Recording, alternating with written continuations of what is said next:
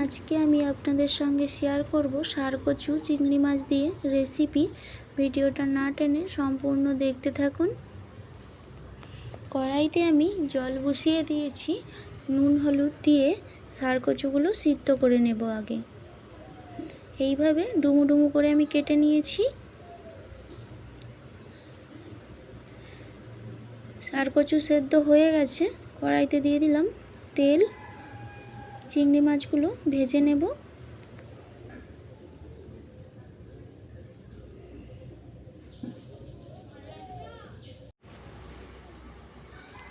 চিংড়ি মাছ ভাজা হয়ে গেছে। ওই তেলেই সারকচু আলুগুলো ভেজে নেব।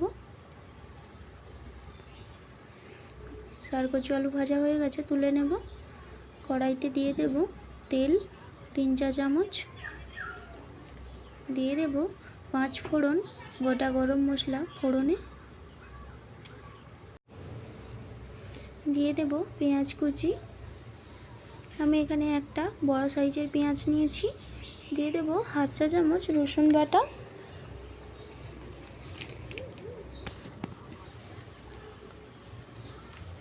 দিয়ে দেব 1 চা চামচ আদা বাটা।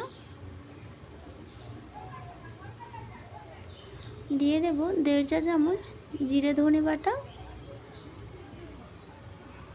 আমি তো সব বাটা মশলাতে রান্না করছি, আপনারা চাইলে গুঁড়ো মশলাতেও রান্না করতে পারেন। দিয়ে দেব হলুদ গুঁড়ো।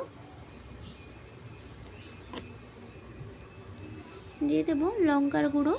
ঝালটা আপনারা মাপ বুঝে দেবেন। দিয়ে দেব টমেটোর কুচি।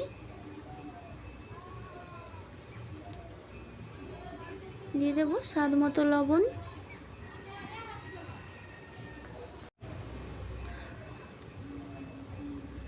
ভালো করে মশলাটা কষিয়ে নেব।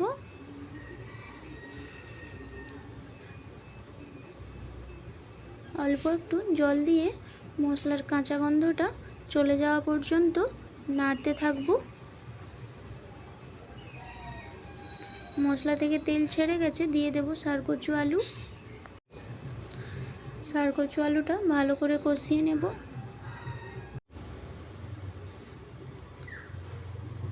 সারকচু ভালো করে কষানো হয়ে গেছে। দিয়ে দেব চিংড়ি মাছ।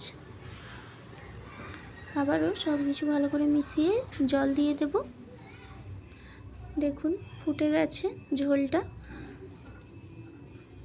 সারকচু এইভাবে রান্না করে খাবেন, অবশ্যই ভালো লাগবে। ভালো লাগলে লাইক কমেন্ট শেয়ার করতে ভুলবেন না। দিয়ে দেব গরম মশলার গুঁড়ো।